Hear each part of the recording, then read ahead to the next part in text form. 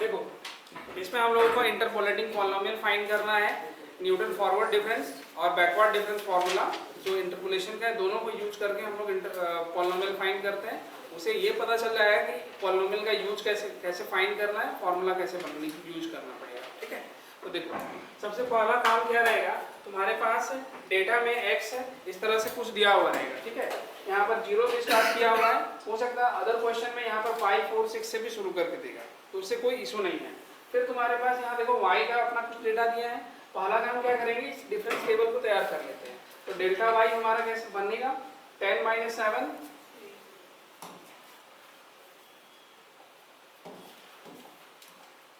यहाँ 3 आ गया, 13 - 10 फिर से 3 आएगा, 23, 2 - 13 9 आ जाएगा, 9 आएगा, हाँ 9 आएगा सर, नहीं आएगा। 12 13 43 कितना आ रहा है, 11, हाँ 11 नहीं 21 आ रहा है। फिर उसी तरह से डेल्टा 2y निकालो, तो 3 - 3 0 आ गया, 9 - 3 6 आ गया, 21 - 9 12 आ जाएगा। ठीक है, फिर डेल्टा 3 निकालेंगे तो 6 - 0 6 आ गया, 12 से 6 गया, फिर से 6 आया। डेल्टा 4 में देखो यहाँ पर 0 हो जाएगा। ठीक है, तो हम लोग का ये डिफरेंस टेबल तैयार हो गया। इसके बाद नेक्स्ट वर्क करना क्या है, हम लोग को उस फॉर्मूला को लिखना पड़ेगा। ठीक है, तो छोटा कर लेते हैं।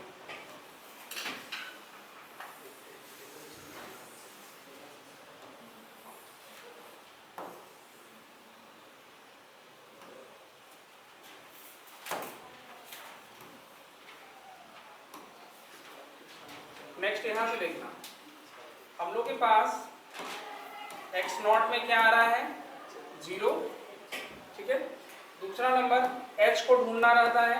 तो h हम लोग कैसे देखते थे, यहाँ पर जो हमारा 0, 1, 2, 3 ये सब है, इन्हीं के बीच का आपस का डिफरेंस, चूंकि इक्वी डिस्टेंस है इसीलिए हम लोग कह सकते हैं कि यहाँ पर हमारा वैल्यू 1 हो जाएगा। ठीक है, डिफरेंस तो सेम आ रहा है, 1, 1, 1। ठीक, तो अब इसके बाद हम लोग पहले यूज करते हैं forward difference formula, Newton forward interpolation formula. ठीक है, तो उसमें हम लोग के पास क्या था, px = y0 plus p into del y0 plus p into p - 1 divided by 2 का factorial into del 2 y0 plus, कहाँ तक लेके चलोगे, देखो डेल 4 तक में 0 आ रहा है, मतलब डेल 3 तक तो चलना ही पड़ेगा। ठीक है, यहाँ तक कर लो, p into p - 1 into p - 2 divided by 3 का फैक्टोरियल डेल 3 y0। ठीक, अब नेक्स्ट वर्क हमारा रहेगा कि इस p को ढूंढना। तो p के लिए हम लोग क्या फॉर्मूला पढ़े थे, याद होगा, ph = x - x0 होता था। तो चूंकि h की वैल्यू 1 है तो डायरेक्टली p हमारे पास x - x0 आएगा। x0 की वैल्यू 0 है तो इसलिए इसको x - 0 यानी कि x आ जाएगा। ठीक है, तो p का वैल्यू किसके इक्वल हो गया, x के इक्वल हो रहा है।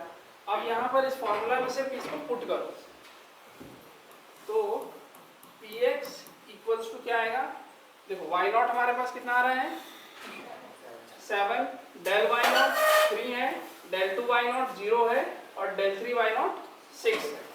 ठीक है, तो यहाँ से लिखेंगे 7 plus x into 3 plus x into x - 1 into 0 plus x into x - 1 x - 2 इंटू 6 होल डिवाइडेड बाय 3 का फैक्टोरियल, यहाँ था 2 का फैक्टोरियल।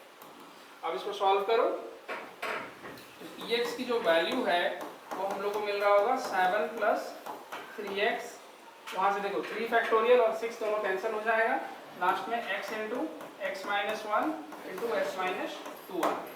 ठीक है, तो ये हो गया हमारा पूरा पॉलिनोमियल। अब इसको पूरी तरह से सॉल्व करेंगे तो हमको फाइनल रिजल्ट अपना मिल जाएगा। ठीक है, अच्छा तो ये कितने डिग्री का पॉलिनोमियल बन रहा है, 3 डिग्री आएगा। देखो यहाँ 1 डिग्री है, यहाँ तो पावर 0 हो जाएगा, इसमें क्लियरली दिख रहा है 3 हो सकता है, 3 डिग्री पॉलिनोमियल होने वाला है। यही है हमारा इंटरपोलेटिंग पॉलिनोमियल। ठीक है, चलो यहाँ तक ये हमारा, इसको सॉल्व करके लिख लेते हैं क्या आता है value.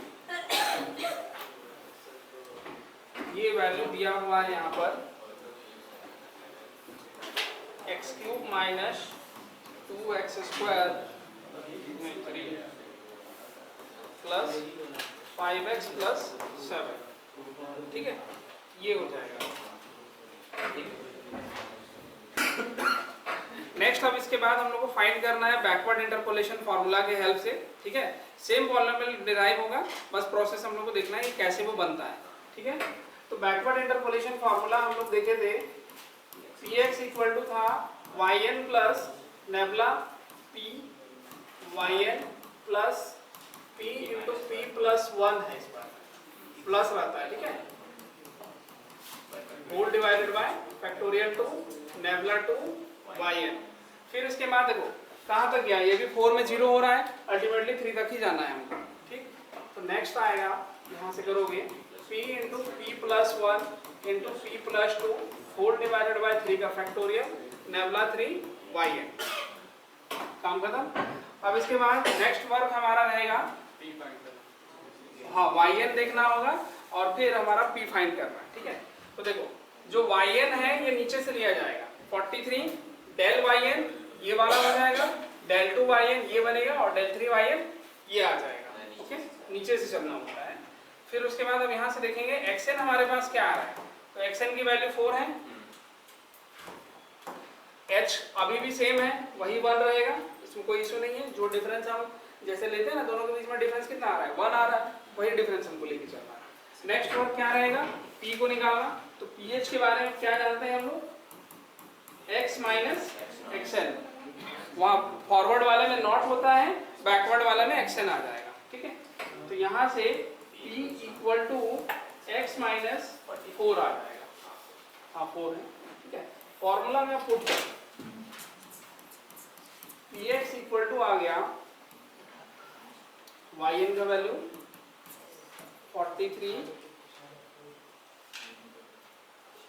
Plus x minus 4 into 43 plus x minus 4 into x minus 4 plus 1 whole divided by 2 का फैक्टोरियल और डेल 2 yn कितना है, 1 मिनट 21 होगा ना,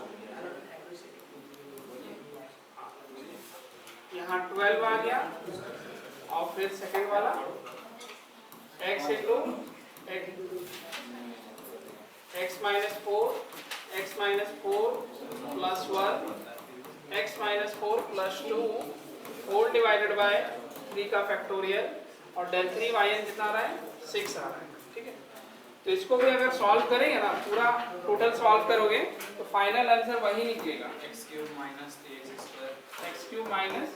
3x² प्लस 5x प्लस 7, ठीक है। तो यही आएगा सॉल्व करने पर, यही वाला पॉलिनोमियल। चाहे तुम बैकवर्ड जाओ चाहे फॉरवर्ड जाओ, दोनों ही रास्तों से हम सेम इंटरपोलेटिंग पॉलिनोमियल पर ही पहुंचेंगे, ओके। तो फॉरवर्ड में ऊपर से, हाँ फॉरवर्ड में ऊपर से लेना है, बैकवर्ड में नीचे से लेना है।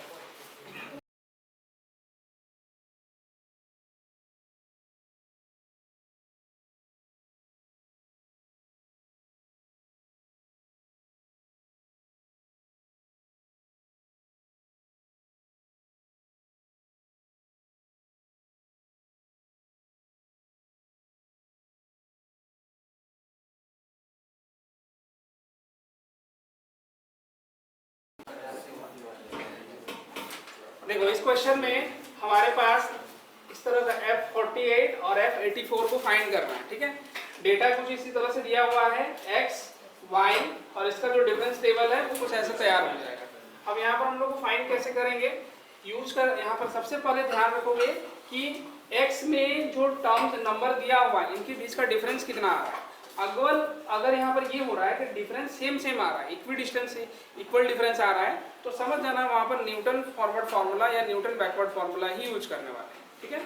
तो हमारे पास डिफरेंस कितना दिख रहा है, 10 का आ रहा है, इसका मतलब हम फॉरवर्ड नहीं तो बैकवर्ड दोनों में से कोई भी एक यूज कर सकते हैं, ठीक है। अब आगे देखोगे काम कैसे होगा।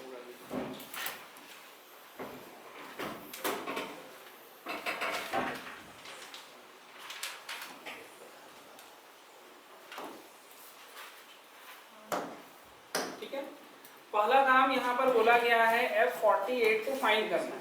तो 48 जो है वो किसके सबसे ज्यादा नजदीक आ रहा है? 40 और 50 के बीच में आ रहा है। मतलब अगर हम फॉरवर्ड फार्मूला यूज करें तो काम हमारा थोड़ा जल्दी बन सकता है, बैकवर्ड से भी निकल जाएगा, फॉरवर्ड से भी निकल जाएगा। तो बस देख लेना कि डिजिट हमारा कैसा आ रहा है।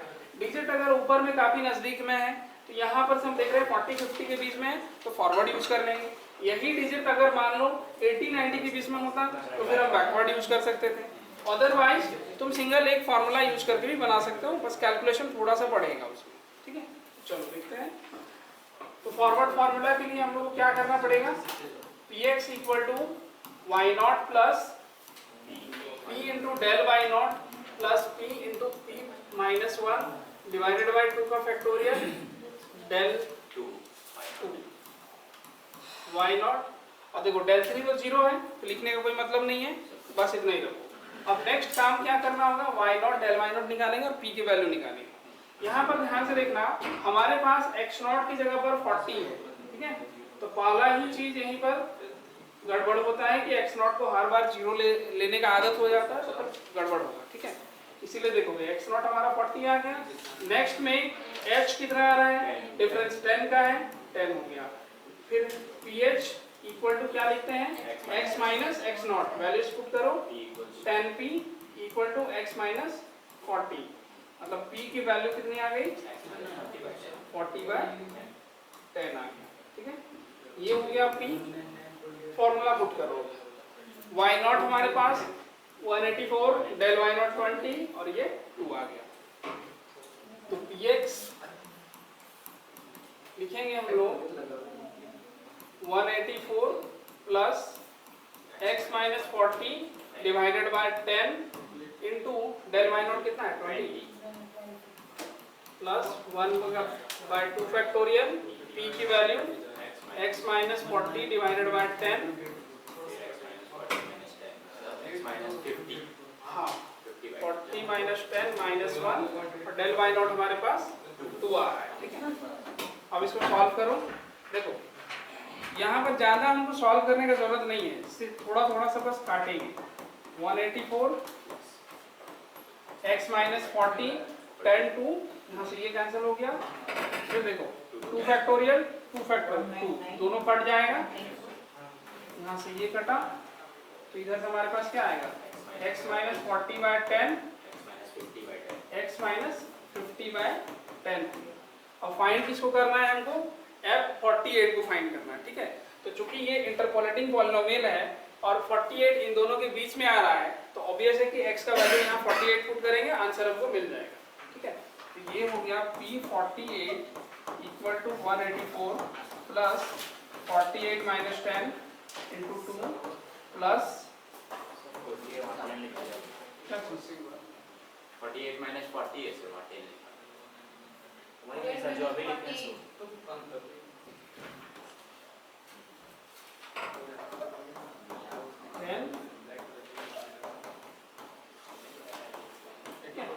ये हो जाएगा। कितना आंसर आएगा? कैलकुलेट करो। 199.84। हाँ, ये कैलकुलेट हो गया तो हमारे पास आएगा 199.84। ठीक है, इसके लिए तुम अपना कैलकुलेटर यूज कर सकते हो, इजी हो जाएगा काम।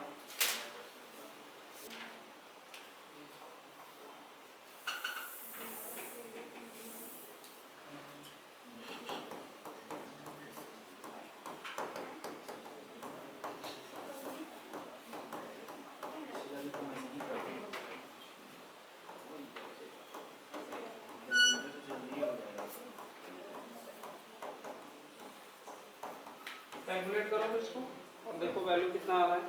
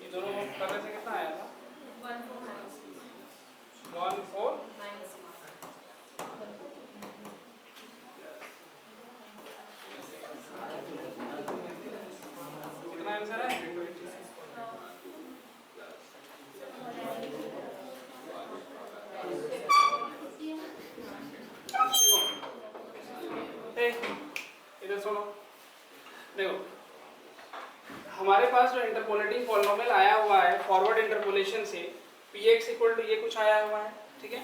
चूंकि ये इंटरपोलेटिंग पॉलिनोमियल है तो बीच में से किसी भी वैल्यू के कोई भी वैल्यू चूज करो, उसका कॉरेस्पॉन्डिंग px का जो वैल्यू आएगा वो तुम इसके हेल्प से निकाल सकते हो। हमको बैकवर्ड करने का कोई खास जरूरत नहीं है, ठीक है। तो देखो हम यहाँ पर 84 के लिए वैल्यू निकालना चाह रहे थे, तो ये जो इंटरपोलेटिंग पॉलिनोमियल निकला हुआ था इसमें सिर्फ 84 का वैल्यू पुट करके देखिए। पुट करने के बाद फाइनल आंसर हमारे पास देखो 286.96 आ रहा है। अब बैकवर्ड इंटरपोलेशन भी लगाओगे तो भी तुमको यही वैल्यू मिलेगी 286.96, ठीक है। तो वहाँ पर हमको ऊपर से करने चाहे तो फॉरवर्ड यूज करो, बैकवर्ड यूज करो, कोई दिक्कत नहीं है। बस होता क्या कि बैकवर्ड यूज कर दें तो थोड़ा सा मेरा कैलकुलेशन का जो पार्ट है वो इजी होता है, ठीक है। उस वही बस अंतर वही है इसमें, ठीक है। सर अगर 65 बोलता तो 65 इन दोनों के बीच में आ रहा है, 60 और 70 के बीच में, दोनों में से कोई भी यूज करो, कोई दिक्कत नहीं है, ठीक है। फॉरवर्ड भी 60 एफ अगर मान लो 65 यूज करना है तो 65 यहाँ पुट करेंगे, सॉल्व करेंगे, आंसर में क्योंकि नेचर ही है ना। इंटरपोलेशन कहने का मतलब क्या हो रहा है, बीच में से कोई एक वैल्यू का आंसर निकलना चाहिए, ठीक है।